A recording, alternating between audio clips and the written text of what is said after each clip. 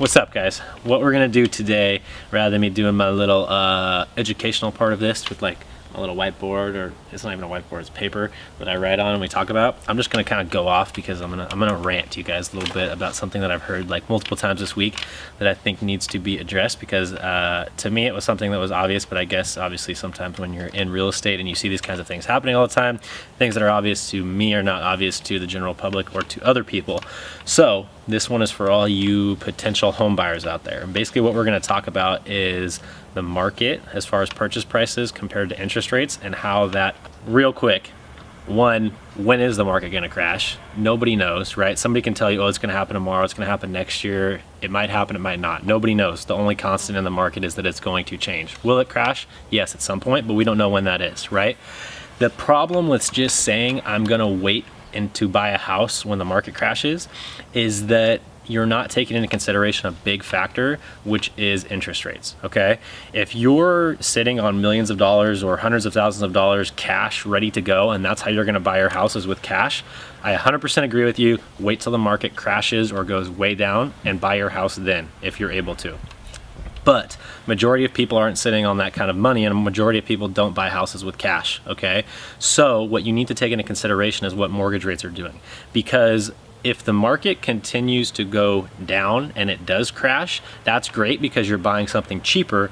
But what people don't realize is that when you're buying it with a loan, the interest rate comes into effect as well. And the only time it's going to make sense to buy something when the market is down compared to not buying now, is that if the interest rates stay the same. So for example, if you want to buy a $500,000 house right now and say interest rates are at 5%, if you wait 2 years and say the market does crash in 2 years from now, and now that $500,000 house is only $450,000, you're like, oh great, that's awesome, I just saved $50,000.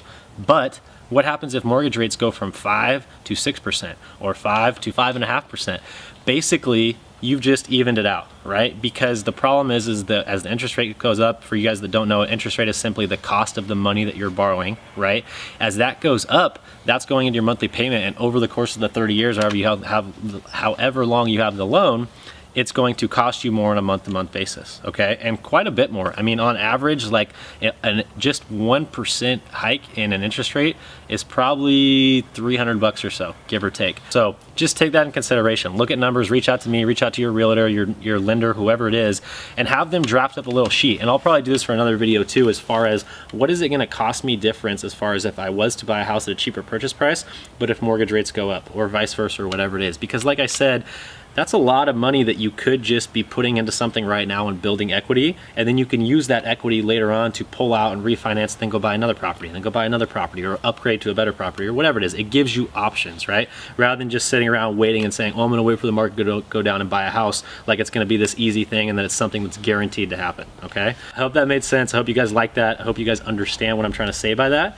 And like I said, for any of this stuff, if you guys have any questions, reach out to me, reach out to your realtor, reach out to your lender. We can run numbers, we can crunch stuff to give you a better idea of what those numbers would actually look like. Cool beans. How long was that? Like 4 minutes? 20.